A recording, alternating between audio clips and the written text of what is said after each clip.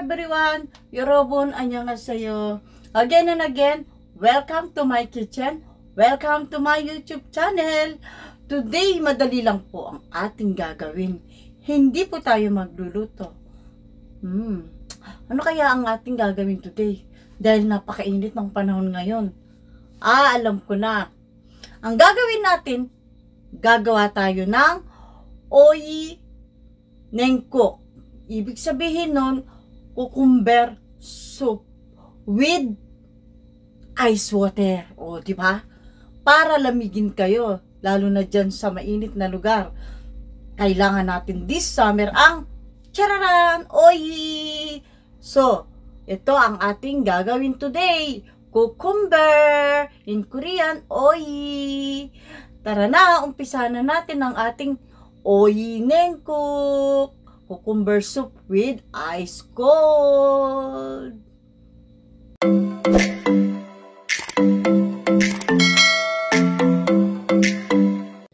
So, ayan po guys, ang ating dalawang cucumber.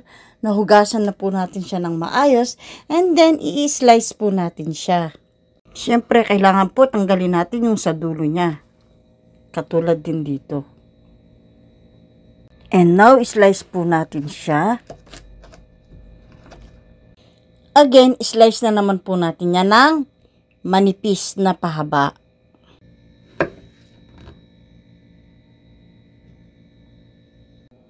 So, ayan po guys, yung ating cucumber, lahat po nito slice natin. So, papakita ko lang sa inyo na ganito po ang itsura niya.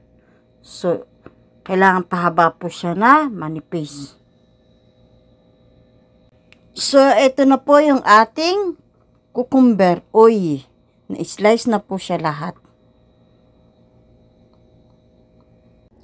Ito po yung mga ingredients na ating kakailanganin. Siyempre, meron tayong sesame seeds, garlic, 1 onion, salt, sugar, red and green pepper, chili, and then we need vinegar, and then yung tuna chot or patis, or we can use anchovy, and then the soup soy sauce with 2 cucumber and 1 liter of clean water.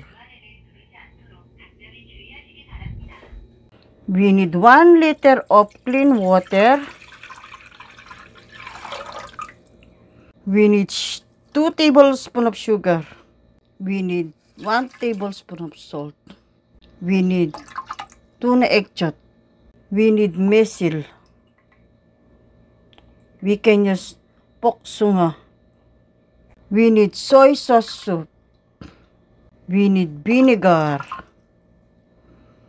We need minced garlic. We need onion. And then mix first. Kailangan i-mix po natin ng maayos muna.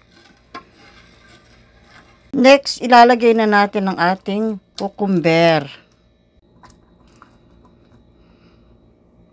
Ito po guys yung ating chili. Kailangan i-slice natin ng maliliit.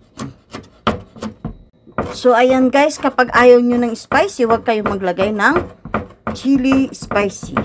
Pwede kayong gumamit ng hindi spicy, of course.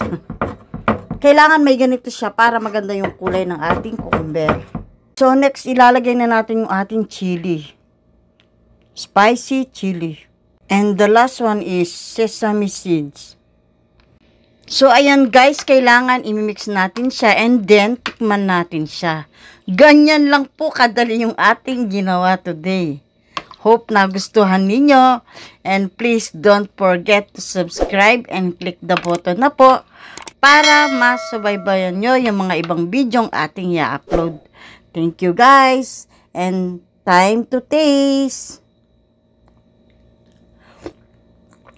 Wow, super sarap! Wow! Time to taste. Kailangan tinitikman natin siya. Napakasarap! Mas masarap ito dahil lalagyan natin siya ng yelo. So, ganito po guys. Ang ginawa natin, hindi muna tayo naglagay ng yelo dito. Pero dapat kapag kinakain ito, malamig siya. So, ayan guys, ayan po yung ating ginawang oyi nengkok or cucumber soup. Ngayon, sakali lang hindi pa kayo kakain, hayaan nyo lang muna na ganito siya sa rep. Huwag muna kayo maglagay ng yelo. Pero kung kakain na kayo, pwede nyo, kung marami kayo, maglalagay kayo ng maraming yelo dito. So, example guys, ito naglagay ako ng yelo dito. Gusto ko nang kumain, halimbawa lang. So, maglalagay tayo ng pakunti-kunti dito. So, kung ilan kayo, ilagay nyo dito sa isang bowl para makain ninyo ng mas masarap siya dahil may yelo. So, ayan guys, tingnan nyo naman po ang ating cucumber soup with ice. Napakasarap po niya, kaya gumawa na kayo ng cucumber soup with ice para mawala yung init dyan sa ating katawan. Oh. Time to taste. And now, tikman po natin ang ating masarap na cucumber.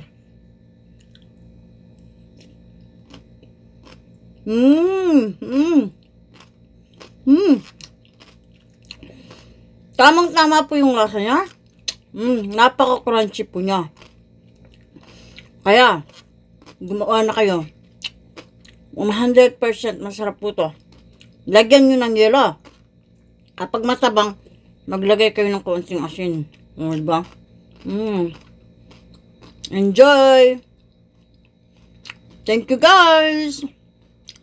Sa lahat po ng mga mainit ang ulo, ayan, magpalamig po muna kayo. Kumain kayo ng masarap na cucumber soup with ice water.